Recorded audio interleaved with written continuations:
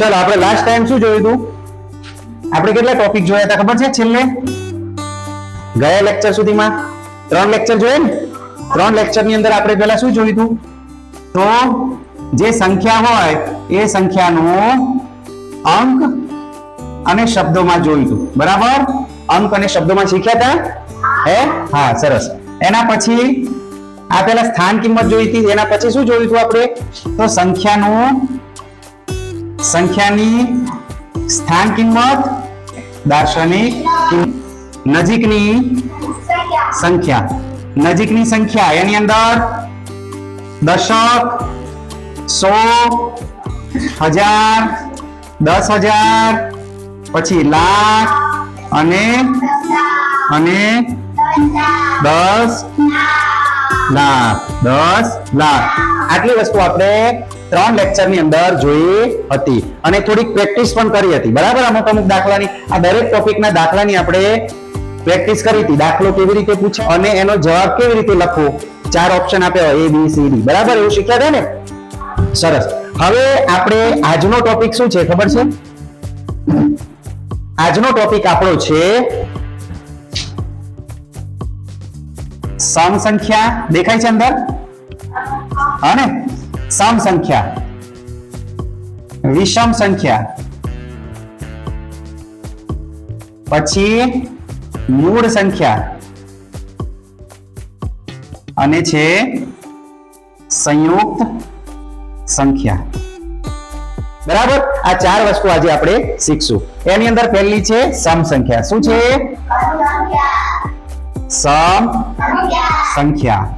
ચલો, સમ સંખ્યાની અંદર ચલો પહેલી વસ્તુ કહી દઉં તમને. આ શબ્દ તમારા માટે નવો છે. નવો છે? આવો સાંભળ્યો તમે પહેલા? ના, સાંભળ્યો છે? નથી સાંભળ્યો. તો હું તમને અહીંયા કહી દઉં છું સમ સંખ્યા એટલે શું. તો ઇન શોર્ટ, સમ સંખ્યા એટલે બેકી સંખ્યા. કેવી સંખ્યા? બેકી સંખ્યા. ચલો, આ બેકી સંખ્યા તો તમને ખબર છે ને? બીજા ધોરણથી હું શીખવાડું છું. બીજું, ત્રીજું, ચોથું, પાંચમું, ત્યાં સુધીમાં બેકી સંખ્યા અને એકી સંખ્યાની આપણને ખબર તો હોય, બરાબર છે? તો હું તમને સમજાવી દઉં છું. ચલો, સમ સંખ્યા એટલે બેકી સંખ્યા. હવે જોજો, બેકી સંખ્યા કઈ કઈ હોય સમજજો. બેકી સંખ્યા કઈ કઈ હોય તો ધ્યાનથી જોજો. જે સંખ્યાને 2 વડે નિશેષ ભાગી શકાય તે સંખ્યાને સમ સંખ્યા કહે. અંદર વાત નહીં. ચલો, મેં અહીંયા લખ્યું કે જે સંખ્યાને 2 વડે નિશેષ ભાગી શકાય. કેટલા વડે? 2 વડે નિશેષ ભાગી શકાય તે સંખ્યાને સમ સંખ્યા કહે છે. એટલે શું? 2 વડે નિશેષ ભાગી શકાય એટલે નિશેષ. અહીંયા એક શબ્દ છે નિશેષ. નિશેષ એટલે જેનો શેષ કાંઈ વધે નહીં. શેષમાં શું હોય? 0 હોય. હવે તમને ભાગાકાર આવડતા હશે. આવડે છે બધાને? ચલો, હવે હું અહીંયા એક સંખ્યા લખું છું, એ તમે જોજો. અહીંયા લખું છું 8. શું લખ્યું? 8. ચલો, હવે 8 છે તો 8 ને આપણે 2 વડે ભાગીએ. કેટલા વડે ભાગવાના? તો 8 ને આપણે 2 વડે ભાગીએ તો 2 ચોક. ચલો, અહીંયા શું આવે? Very good. એટલે અહીંયા શું છે? આ શું કહેવાય આને? ચલો, જે 8 છે એને શું કહેવાય? ભાજ્ય. શું કહેવાય? હવે આ જે 2 છે એને શું કહેવાય? ભાજક. શું કહેવાય? અહીંયા જે 4 છે એને શું કહેવાય? ભાગફળ. શું કહેવાય? અથવા તો ભાગાકાર પણ કહેવાય. શું કહેવાય? ભાગાકાર પણ કહેવાય. અને અહીંયા જે 0 છે એને કહેવાય શેષ. પણ અહીંયા શેષ કઈ નથી, 0 છે એટલે આપણે આને શું કહેશું? નિશેષ. જો આની અંદર 3 હોય, 1 હોય, 2 હોય તો આને કહેવાય શેષ. કેમ કે શેષ વધે છે. અને અહીંયા નિશેષ કહીશું આને. કેમ? તો શેષ છે નહીં એટલે નિશેષ. ની એટલે નહીં અને શેષ એટલે શેષ. એટલે આને આપણે નિશેષ કહીશું. તો આની અંદર નિશેષ કઈ છે? અહીંયા નિશેષ વધ્યો છે. જો 0 છે ને શેષ, તો 2 વડે નિશેષ ભાગી શકાયું. 8 ને 2 વડે ભગાયા? હા, કારણ કે 0 આવી ગયા નીચે.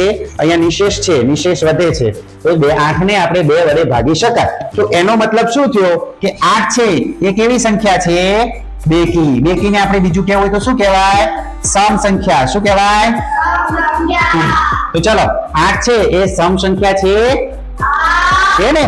સરસ, વેરી ગુડ. ચલો આ ખ્યાલ આવી ગયો આમાં. ચલો હવે અહીંયા ધ્યાન આપજો. ચલો હવે હું અહીંયા સંખ્યા લખું છું, જોજો. આપણે કઈ સંખ્યા શીખીએ છીએ? સમ સંખ્યા. તો અહીંયા જોજો 1 2 3 4 5 6 7 8 9 10. હવે આપણે સમ સંખ્યા જોઈએ છીએ, બરાબર? સમ એટલે બેકી સંખ્યા. સમ એટલે બેકી સંખ્યા. ચાલો અહીંયા જો એક યાદ રાખવાનું. એક એટલે એકી. એક એટલે એકી. બે એટલે બેકી. બે બેકી, એક એકી. ચલો હવે આપણે 0 છે ને, 0 એ કેવી સંખ્યા છે? સમ સંખ્યા. કઈ સંખ્યા છે? તો એના પછી એક છોડી દેવાનો. એક છોડી દેવાનો. ચલો હવે આના પછી કઈ સમ સંખ્યા આવશે? ચલો આના પછી 10, એના પછી 12, કારણ કે 11 તો વચ્ચે આવી જશે, બરાબર? તો આ જે બધી સંખ્યા જોઈ, એક એક છોડી દેવાની, તો એ સમ સંખ્યા છે. કેવી છે? ચલો આપણે અહીંયા જોયું 0 2 4 6 0 2 4 6 8, બરાબર છે? તો આ જે સંખ્યાઓ છે એ સંખ્યાઓને આપણે કઈ સંખ્યા કહીશું? સમ સંખ્યા. ખ્યાલ આવી ગયો? એટલે એવું યાદ રાખો કે જેનો એકમનો અંક 0 2 4 6 8 અથવા તો 2 4 6 8 અને 0 હોય તો એને બેકી સંખ્યા એટલે કે સમ સંખ્યા કહે છે. ખ્યાલ આવી ગયો? ચલો હું અહીંયા લખું છું સંખ્યા. તમારે બોલવાનું છે કે સમ સંખ્યા છે કે નથી. ચલો હું અહીંયા જે સંખ્યા લખું એમાં તમારે બોલવાનું છે એ સંખ્યા સમ સંખ્યા છે કે નથી, બરાબર?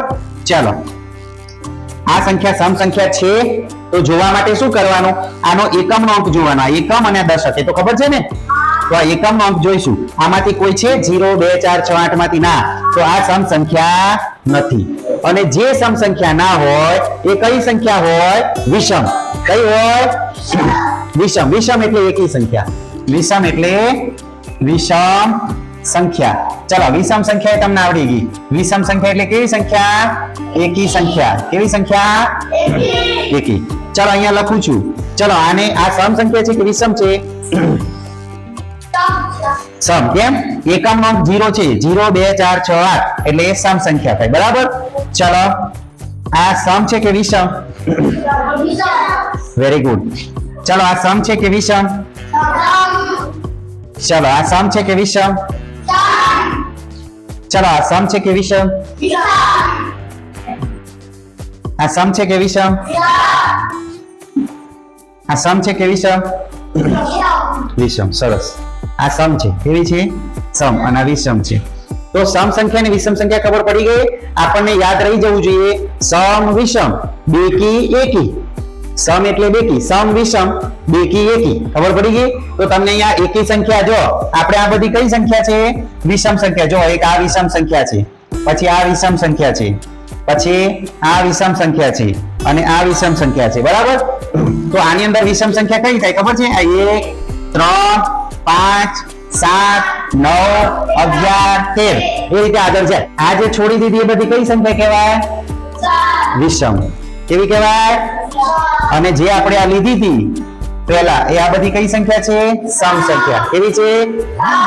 ઇન શોર્ટ આપણે જોઈએ તો સમ એટલે બેકી સંખ્યા અને વિષમ એટલે એકી સંખ્યા. વિષમ સંખ્યા હોય, ચલો આપણે વિષમ સંખ્યાની થોડી ચર્ચા કરી લઈએ. ચલો આપણે વિષમ કઈ સંખ્યા? વિષમ સંખ્યા.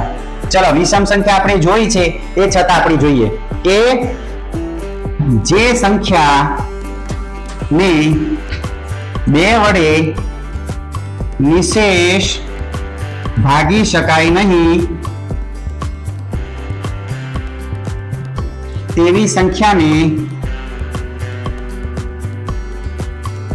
વિષમ સંખ્યા કહે છે. ખ્યાલ આવી ગયો કે જેને 2 વડે ના ભાગી શકાય. ચલો આ વિષમ છે કે સમ છે? વિષમ. ચલો પછી આ સમ છે કે વિષમ?